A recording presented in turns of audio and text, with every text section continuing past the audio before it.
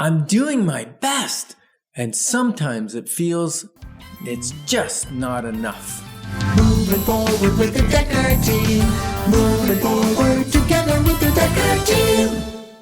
We're excited that for over 30 years, we've been able to come alongside you, not only selling and buying real estate over 3,117 times, coming alongside to strengthen, heal, and flourish in relationship, build your finances, build your faith, and even build some fun into it all. So really 30 years of building your life, your wealth, and your home. Exploring, this is an interesting conversation because this time we're going to explore that sometimes believing the best, that someone's doing their best, will actually cause them to do even better than they would otherwise have done, and it will lighten the entire atmosphere. Yes, and it helps you for yourself, I think. You know, when you realize you've done your best.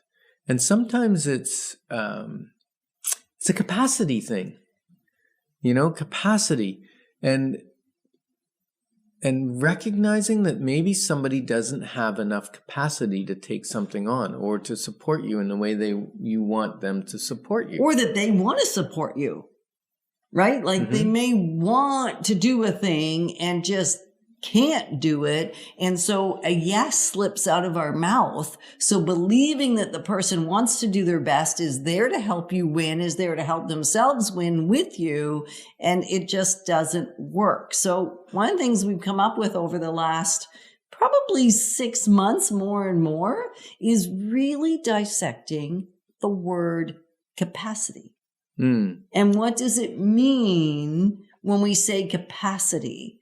When someone says, yeah, they're going to do a thing, I think I have somewhat responsibility to be aware of, if they're close to me and they work with me, what is their capacity? And then knowing they're doing the best they can based on the capacity available to them. Yeah, and this all started, actually, it was fun because I don't like to say no to you.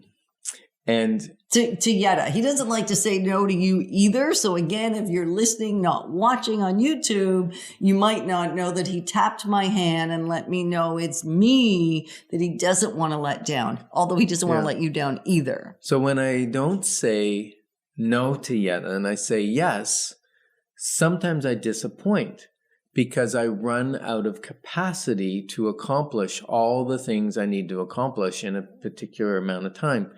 And it was our friend Suzanne who pointed that out to you, that maybe the expectation is unreasonable based on his capacity or the amount that he's taking on of other things. And so we really, like you said, we spend days just thinking about the word capacity and what makes up a person's capacity. And if you're not driving, you might want to write these things down because it was kind of eye-opening for us as we thought this through, right? And the thing is, the items multiply. Right. So Yetta's going to talk about 4 different things that equal your capacity to do something.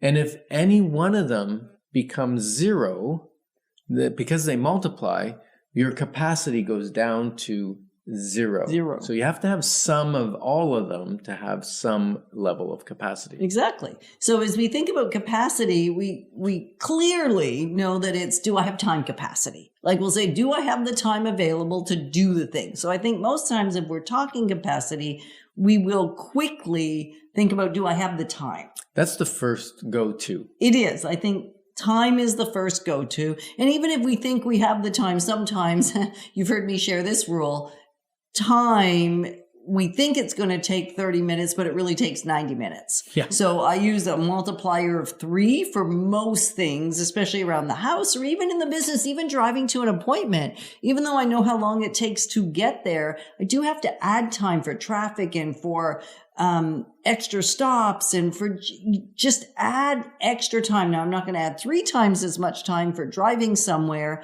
but to write out an episode, I multiply by 3 now. Yeah, you used to thought we could do the content for a radio show in like 30 minutes or an hour. No. Takes like 3 3 hours. at least. And then it's still another 30 minutes to write out a segment. And then it's still another hour, an hour and a half to rejig and look at the titles and see, do they make sense? So actually I multiply that one by 9 from where I started. Yeah. The good news is it only takes us 28 minutes to record 28 minutes of sound. That part's pretty exciting. And so multiply that, be accurate on your time. But the first element of capacity is time. Do I have the time, realistic time to do the thing? I get it. I got the next one. Can I do the next one? Yeah. Can I do it? Can I do it? Can I do it? Can you guess what it is? It's energy. That's awesome. If you have the energy, if you have no energy left, even if you've got time, you're done. Like some days we get home at 8, 9 o'clock. We go, oh, we got something still to do. No, the energy is gone. Even if we got another hour till bedtime, the energy is gone. The capacity is gone to do it well. Right. So we'd choose to relax instead. So the energy of the appropriate energy for the task. So we'll even add that into the energy conversation. That's deep.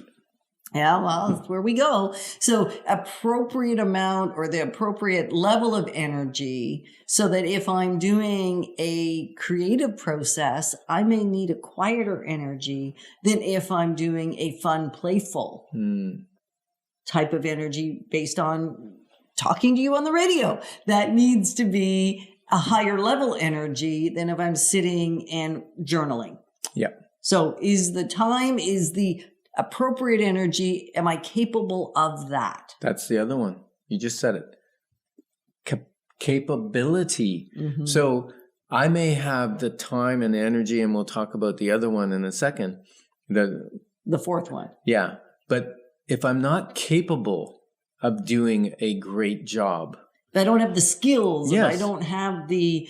Right. Like I could have a week, and you said to me, build a website for our business.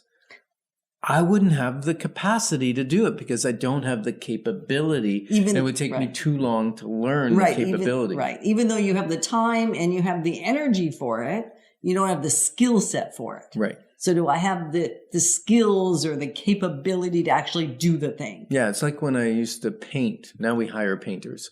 But I used to yes, paint. we do. And I don't know, I got a shaky hand. So I'm trying to cut in as best I can. And Yetta's got eagle eyes. And she looks at it and goes, that's horrible. Would you do your best? I'm going, I am doing my best. My capability wasn't up to your standards. Or yours, really, when you look at it. So now I recognize I don't have the capacity to paint. Right. Look at someone else. And then the last one is it your purpose? Like, is it your desire? Is it something you actually even want to do? So a definiteness of purpose is number 4. That's like focus. Definite of purpose is like focus. You got to have the passion for it, which creates your purpose. And then you got to focus on it. And then you'll create that capacity. Right.